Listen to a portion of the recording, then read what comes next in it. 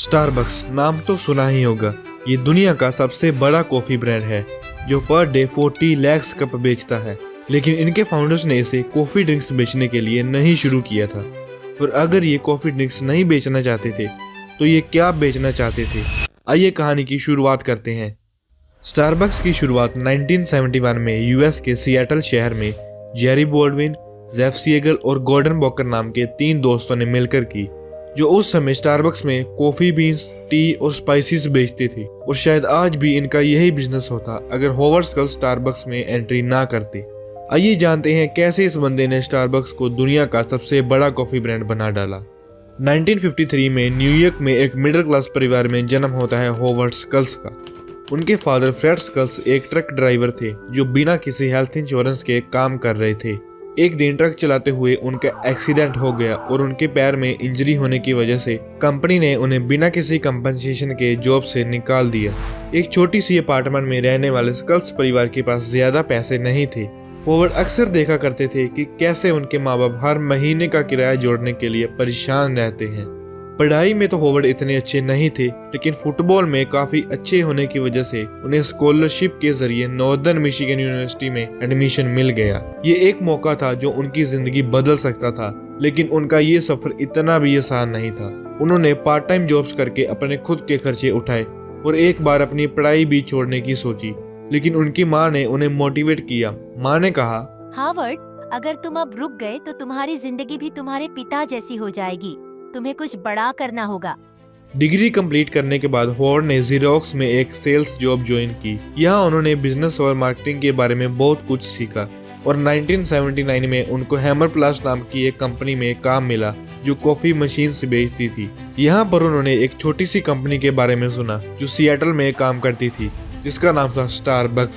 Starbucks तब सिर्फ एक कॉफी बीन्स सेलिंग कंपनी थी जो सिर्फ हाई क्वालिटी बीन्स बेचती थी। लेकिन होवर्ड को इस ब्रांड में कुछ अलग नजर आया। होवर्ड ने देखा कि स्टारबक्स के फाउंडर सिर्फ कॉफी बीन्स बेचने पर ध्यान दे रहे हैं, कॉफी बेचने पर नहीं। उन्होंने स्टारबक्स में काम करने का फैसला लिया और उनकी मार्केटिंग और सेल्स स्किल्स देखकर उन्हें स्टारबक्स में जॉब मिल गई। काम करते करते 1983 में उन्हें काम के सिलसिले में इटली जाने का मौका मिला और यही वो जगह थी जहां उन्होंने देखा कि हर गली में छोटी छोटी कॉफी शॉप्स हैं। उन्होंने देखा कि इटालियन कैफेस में लोग सिर्फ कॉफी पीने नहीं बल्कि वहाँ टाइम स्पेंड और काम करने के लिए आते हैं। कॉफी के साथ उन्होंने इंसानों का ऐसा प्यार पहली बार देखा था। उन्होंने सोचा क्यों ना ये कल्चर अमेरिका में इंट्रोड्यूस किया जाए। जब वो अमेरिका वापस आए तो उन्होंने स्टारबक्स के फाउंडर से ये आइडिया शेयर किया, लेकिन स्टारबक्स के फाउंडर्स को ये आइडिया बिल्कुल भी पसंद नहीं आया।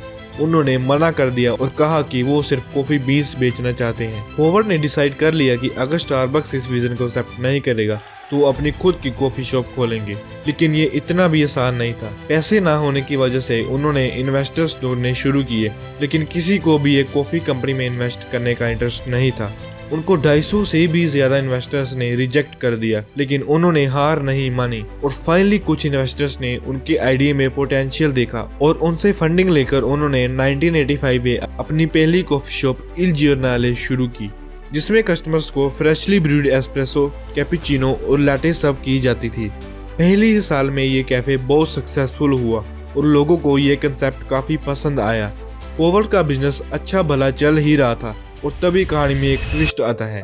स्टारबक्स के फाउंडर स्टारबक्स को बेच रहे थे और होवर्ड को स्टारबक्स खरीदने का मौका मिल गया, लेकिन उनके पास $3.8 मिलियन नहीं थे।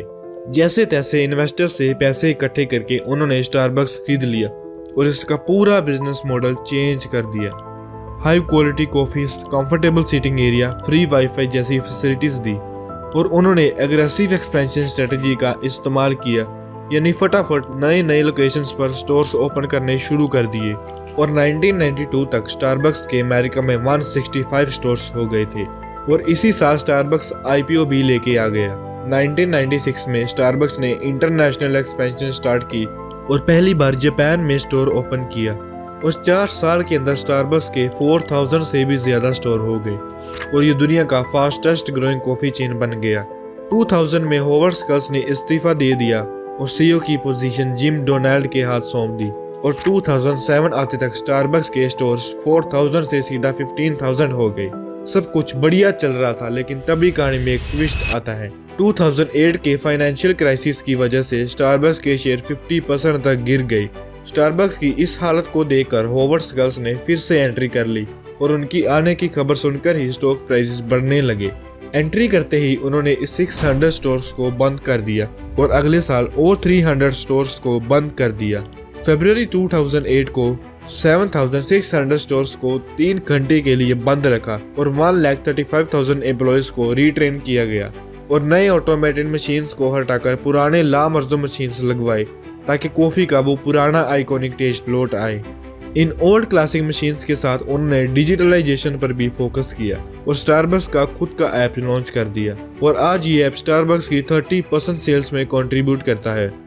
2017 में स्कल्स ने फिर से सीईओ पोजीशंस छोड़कर केविन जॉनसन के हाथ सौंप दी और आज स्टारबक्स अपने एम्प्लॉयज को फ्री हेल्थ केयर, स्टॉक्स और रिटायरमेंट प्लान प्रोवाइड करता है।